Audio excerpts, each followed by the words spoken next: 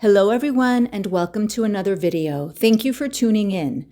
Now, I'm not one to do 2 uploads in a day. However, Foodie Beauty did provide a health update, and in listening to it, I had several questions. So let's get to it. So Foodie Beauty said that after her live stream yesterday, that's the one that she did from her room, that the boil, which she is now referring to as an abscess, actually opened while she was in the shower. Now, I will spare you the details of how she described it exactly because it is not pleasant. She went into what it looked like, she went into what it smelled like. You can all use your own imaginations. But what I found interesting is what she said upon exiting the shower. So let's have a listen to what she said and we'll have a chat. I stayed in the shower and just let it drain a bit. Then when I got out, I didn't have anything, so I put some paper towel and that got soaked up pretty quick. Like I added a lot and it still got soaked up. So, I didn't go to the hospital that night because I'm not going to go into the hospital smelling like that and everything like gross me out. So I would rather honestly die. Not literally, but you know what I mean. Like it was just, I'm not going to go when it's still draining. So in the morning, Salah took me to the clinic, not the hospital. And they, looked at it. They cleaned it up better. We got a bunch of sterile bandages, just like huge pieces of sterile gauze. And then when it's draining less, like you just pack it with the gauze, not pack the wound inside because it's actually not, there's not like a hole. So it's just, yeah, it's like, how do I explain it? There's no hole. So like they don't have to pack it. So she said that when she exited the shower, she did not have anything available except for paper towels, and that's what she used to soak up the gunk that came out. Okay, fine, that happens. Not everyone has gauze readily available. But let's think back just a few weeks ago to when Hero the cat bit Foodie Beauty. Salah allegedly went to the pharmacy and got her creams and bacitracin, and there were a couple of items. Now, of course, when we saw the items, they appear to have been used, but Foodie has also said that there is a pharmacy right downstairs. I think it's like right across the street. She has even pointed it out and said that that's where they go to get her medications. So the question is, why didn't either she, or better yet, Salah, if she was in pain and oozing, why didn't Salah go and get her some gauze? Why didn't he go downstairs to get her the gauze? When she got bit by Hero, he took her to the hospital. Why didn't he take her to the hospital last night when this happened, but instead waited until the morning and then they went to the clinic? Where was Salah? Was he even there when this happened?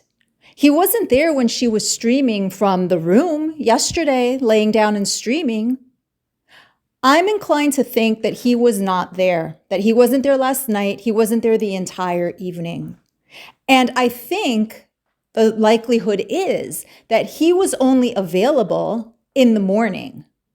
So her going to the clinic, if in fact that's what happened, and that's a big if, had to do with his availability.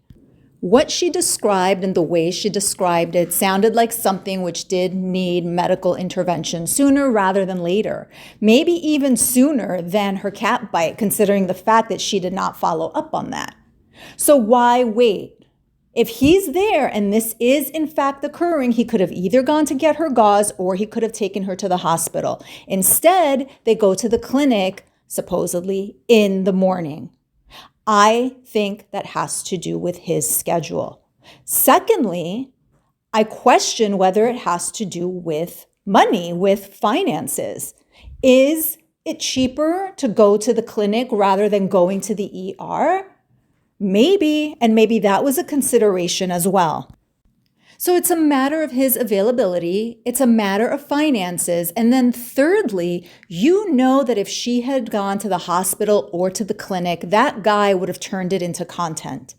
Every time she has needed medical assistance, he has turned it into content. We don't need to think too far back. Again, let's just go back a couple of weeks to when he took her to the hospital because of the cat bite. He made sure to take lots and lots of footage, including all of his full length and special angles. We know when there's an opportunity for him to generate some type of income, be it from live stream or video, he takes that chance. So why didn't he do it now? So the question for Foodie is, what are you doing? You're sitting there in a foreign country all alone having these health and medical crises, and you're left to deal with them alone. You are fortunate that this was simply a boil or an abscess and not a dire emergency which needed immediate emergency assistance. Now, it seems that Foodie is every day getting closer and closer to a situation which will in fact require emergency intervention. Let's have a listen to what she said about her diabetes, her sugar levels, and what she decided to eat after this whole episode occurred. And, I'm just pretty, don't have really good energy. As for my blood sugars, my blood sugars were higher when I had the abscess. So, right after it burst and I had a shower and everything, I laid down and I took my blood sugar reading, and this was on fasting, and it was 16.5 mmol. And, which I don't know with the other conversion it is, but it's easy to Google anyway if you're really that interested. But 16 is high. Like a normal person without diabetes would have maybe a reading of 5 when fasting. So, yeah, it's more than triple. It was bad. And so, I was like, oh no. But my blood sugar tends to be higher when I'm fighting some kind of infection. Like whenever I had that kidney infection, and I was in the hospital, my blood sugars were 24, 25, and they were not letting me out of the hospital until they went down. So they had to give me a series of insulin. I haven't had my insulin today yet. I usually take that in the evening, but I'm actually super happy that I did I took so basically I had to eat because I was I don't know, I'm really hungry, more than usual, but not for junk. The thought of junk, when I'm sick, it just makes me feel sick, obviously, because your body's telling you give me nutrients to help heal. So I had some lentil soup and some mahashi, which is stuffed vegetables with rice. And I know rice, but I was just that's what I was feeling, I need mahashi, I need stuffed vegetables. So I ate a plate of that and some lentil soup, and then I took my metformin and I had a nap. I woke up a few hours later and I checked my blood sugar, and it was 11 mmol.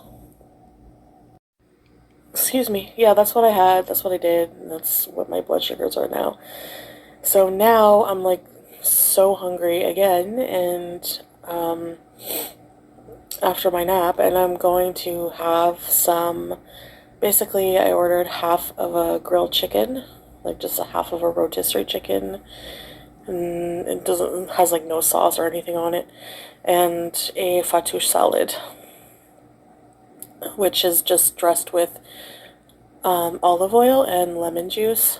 So yeah, that's basically what I'm having. I'm trying really hard to not eat sugars, especially added sugars and stuff like that.